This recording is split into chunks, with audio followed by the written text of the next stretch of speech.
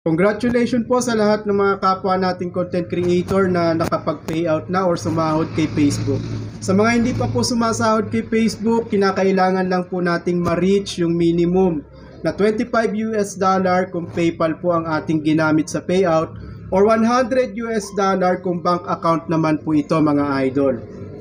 Malalaman po natin na malapit na talaga tayong sumahod kapag nakita po natin sa next payout po natin, kagaya po nitong halimbawa na ito, na nakatotal na po ang lahat ng ating earnings. Kapag nakatotal na po kagaya nito, mga idol, mag-aantay na lamang po tayo ng 7 days para matransfer po ito sa PayPal or bank account na ginamit po natin.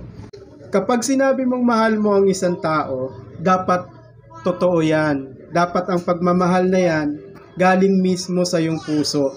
Meron kasing mga tao sinasabi nila mahal nila ang isang tao, subalit ang pagmamahal na sinasabi nila sa bibig lang naman nagmula. Katunayan, kapag hindi na nila kasama, may ibang pagmamahal na naman silang sinasabi or may ibang mahal na naman sila na sinasabihan nito. Kapag mahal mo talaga ang isang tao at mula sa puso ang pagmamahal mo, malayo man, nasa ibang bansa man yan o saan mang lugar, dala-dala mo pa rin sa kalooban mo ang pagmamahal na yan at hindi nagbabago yan. Hindi maaaring mapalitan. Kapag mahal mo talaga ang isang tao, dapat mula sa puso ang pagmamahal mo.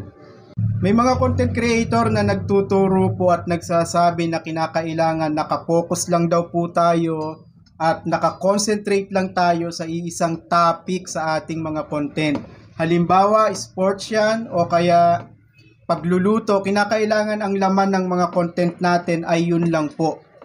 Kapag random daw po ang ginawa natin ng mga topic or content, hindi raw po tayo mamomonetize.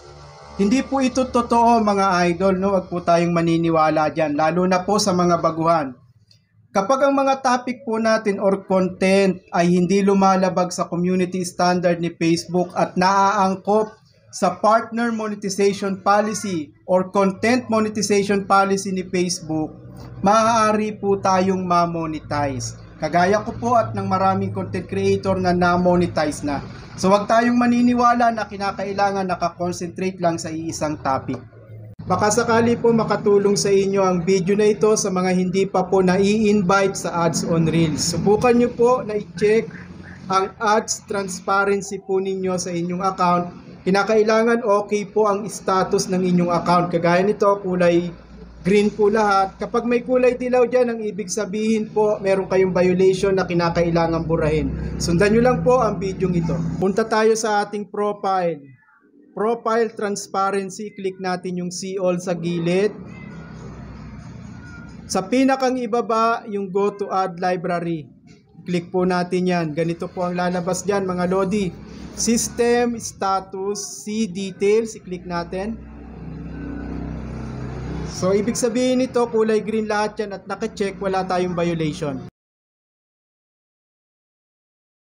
Ito na po ang good news, mga lodi. Yung mga usap-usapan po kahapon tungkol sa pagkawala ng stars sa atin pong mga content. May mga nag-alala, may mga nagpanik, meron naman mga kampante lang din na nagsasabing ibabalik lang yan at maaaring may inaayos sa system ni Meta. So ito na nga po ang good news. Kaninang umaga, ibinalik na po ni Facebook ang star icon sa atin pong mga content. So po pwede na ulit tayong masenda ng stars ng mga kapwa natin content creator at po pwede na rin tayong makapag-send ng stars sa kanila. Dahil ibinalik na nga po ang star icon. Kalinsabay kahapon ng pagkawala ng star icon na yan or button, mayroong nadagdag po na earning tool sa aking account. Ito po yung nakikita po ninyo, branded content tagging. So idinagdag po ito ni Facebook or ni Meta sa akin pong account kahapon.